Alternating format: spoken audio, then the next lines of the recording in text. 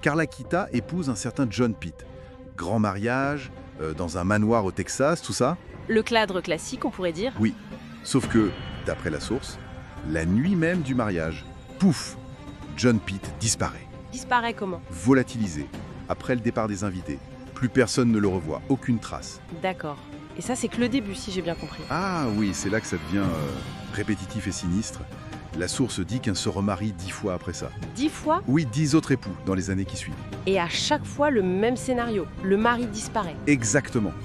Disparition mystérieuse peu après les noces. C'est un schéma glaçant. Et il y a ce détail qui revient toujours, non? Le lieu. Tout à fait. C'est un point clé que la source souligne. Tous les mariages, et donc toutes les disparitions supposées, ont lieu dans ce même manoir texan. Toujours au même endroit. Ça suggère quand même un contrôle, un environnement qu'elle maîtrisait parfaitement, non? Ça a dû faciliter les choses, si on peut dire. Un environnement maîtrisé et apparemment très rentable.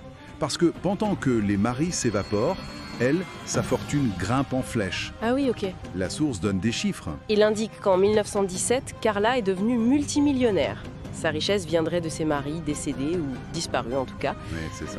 Donc là, la source établit clairement un lien. Les disparitions et l'enrichissement rapide. Ça dessine un mobile assez évident, quoi. L'argent. Bon, et puis l'histoire continue. On arrive en 1918. Un nouvel homme entre en scène. David Brick. Le 11e mari, si on compte bien. C'est ça, il rencontre Carla et hop, quelques mois plus tard, mariage. Très rapide, encore une fois. Oui, c'est rapidiqué, ça colle au schéma. On peut imaginer que ce David Brick, il ne savait rien du sort des 10 autres, hein. Probablement pas. Pour lui, ça devait sembler parfait au début. Mais la nuit de noces arrive. Et là, ça dérape. Complètement. Les invités partis, Carla lui propose un jeu. Il accepte, intrigué. Elle l'emmène dans le jardin, près d'un grand étang. Un jeu près d'un étang, la nuit, ça sent pas bon. Effectivement. Elle lui bande les yeux, lui attache des poids aux jambes. Des poids? Carrément. Oui. Et là, elle le pousse. Violemment. Dans l'eau froide de l'étang. Là, on n'est plus dans la disparition mystérieuse. C'est une tentative de meurtre direct, très brutale, décrite par la source. Absolument. Mais c'est là que tout bascule. Il survit. Incroyablement, oui. La source dit que la chaîne qui retenait les poids C'est cassé. a un coup de chance incroyable. Il a réussi à se libérer alors? Exactement.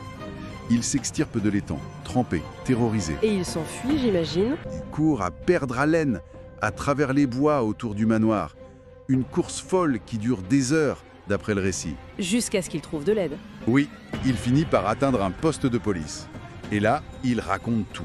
Et ça, c'est crucial. Son témoignage, c'est la première fois qu'une victime présumée sort de son manoir vivante après la nuit de noces et peut dire voilà ce qui s'est passé.